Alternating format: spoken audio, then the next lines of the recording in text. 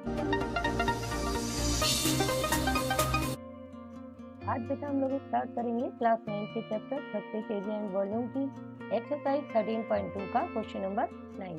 Question number 9 है बेटा अपने पास में कि फाइंड द लेटरल और curve surface area of a close cylindrical petrol storage tank that is 4.2 metre in diameter and 4.5 metre high.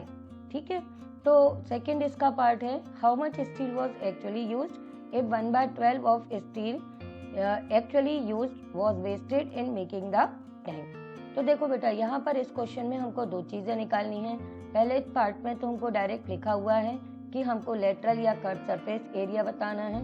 किसका बताना है? हमको क्लोज सिलेंड्रिकल पेट्रोल टैंक का, जिसकी डायमेंशन हमारे पास में गिवन है कि 4.2 मीटर उसका डायमीटर है और 4.5 मीटर वो हाई है।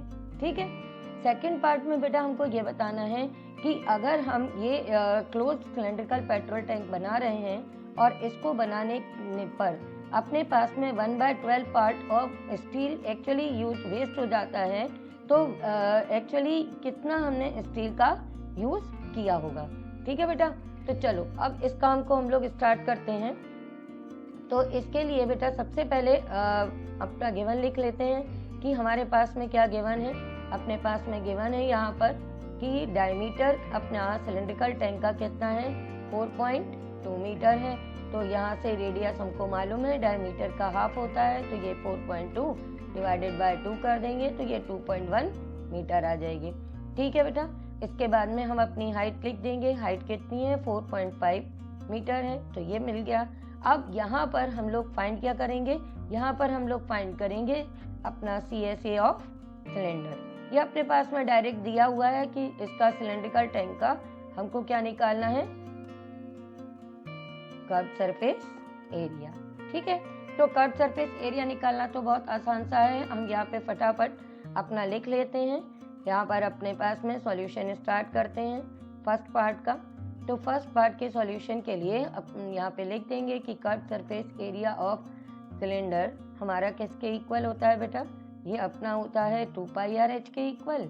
ठीक है, अब यहाँ पे हम 2 लिख देंगे, पाई लिख देंगे, r की वैल्यू लिख देंगे।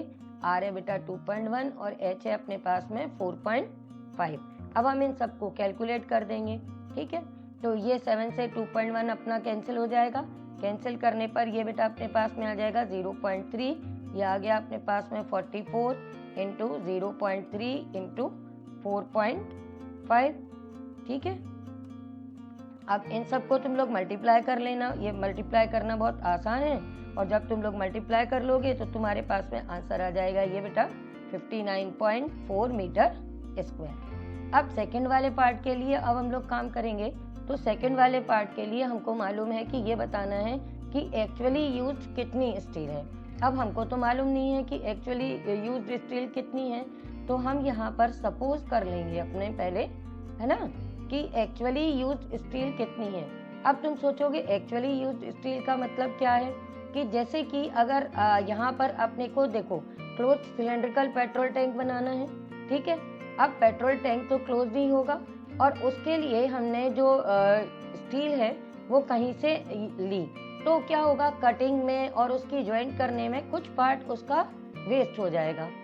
ठीक है, अभी मैं तुम लोग को एक काम करते हैं, अपन डायग्राम बना के और अच्छे से समझ लेते हैं। अभी मैं जरा ये लिख लेती हूँ पहले कि सपोज एक्चुअली यूज्ड जो स्टील है वो सपोज कर लो कि वो कितनी है, वो x मीटर स्क्वायर है। अब हम जब कभी भी स्टील लेने जाएंगे बेटा तो वो अपनी किस टाइप से आएगी? इस तरह की शीट्स के फॉर्म में आएगी। इन शीट्स को हम मोल्ड करेंगे तो अपने पास में तब जाके ये इस टाइप का सिलेंड्रिकल टैंक बनेगा। समझ रहे हो? ठीक है, और जैसा कि लिखा है कि ये पेट्रोल टैंक है, क्लोज्ड है, तो क्लोज्ड है तो हम यहाँ पर क्या करेंगे बेटा? केवल कर्व सरफेस एरिया तो नहीं लेंगे इस टैंक को बनाने के लिए जो स्टील यूज करेंगे उसमें। उसके लिए हमको क्या जरूरत पड़ेगी बेटा? इसके बॉटम की भी जरूरत पड़ेगी और इसकी जो लिड है इसकी भी जरूरत पड़ेगी, तभी तो ये क्लोज सिलेंड्रिकल टैंक बनेगा। समझ रहे हो बेटो बात को? तो हम एक्चुअल में खरीद के क्या लाए थे? इस टाइप की शीट, और उससे हमने कटिंग करने के बाद में अपना सिलेंड्रिकल टैंक बनाया है, क्लोज सिलेंड्रिकल टैंक। तो ऐसा करने पर अपने पास में ये पूरी शीट यूज नहीं हुई होगी और इस शीट का हमारे पास में क्या होगा 1/12 पार्ट जो है वो यूज नहीं होगा। जैसा क्वेश्चन में दिया हुआ है कि 1/12 पार्ट अपना यूज नहीं होगा। ठीक है, तो इसी कॉन्सेप्ट को ध्यान में रखते हुए अब हम इस पार्ट को कंटिन्यू करते हैं। तो हमने मान लिया कि जो एक्चुअली यूज स्टील थी, मीन्स ये जो शीट हम लेके आए थे, इसका एरिया था x मीटर स्क्वायर। अब x मीटर स्क्वायर जो एरिया था, इसका 1/12 पार्ट हमारा वेस्ट हो गया। तो एक्चुअली यूज पार्ट जो अपने पास में था, ठीक है, वो कितना होगा? वो अपने पास में अपने टोटल सरफेस एरिया के इक्वल हो जाएगा। ठीक है, तो अब अगर हम इसी चीज को अकॉर्डिंग टू द क्वेश्चन लिखते हैं तो हमारे पास में क्या कहा गया कि आप x मीटर स्क्वायर की स्टील की शीट लेके आए, उसमें से आपने 1/12 पार्ट ऑफ x, ठीक है, वेस्ट कर दिया और तब आपके पास में ये सिलेंड्रिकल टैंक का टोटल सरफेस एरिया आपको मिला। ठीक है, तो इसी कॉन्सेप्ट को ध्यान में रखते हुए अब हम इसको कंटिन्यू कर देंगे कि x minus 1/12 part of x ये हमारा किसके इक्वल हो जाएगा? Total surface area of cylinder के। समझ गए ना अच्छे से कि टोटल सरफेस ही लेना है, कर्व सरफेस नहीं लेना है। केवल कर्व सरफेस से क्लोज्ड सिलेंडर नहीं बनेगा, क्लोज्ड के लिए हमको इस पार्ट की भी जरूरत है और इस पार्ट की भी।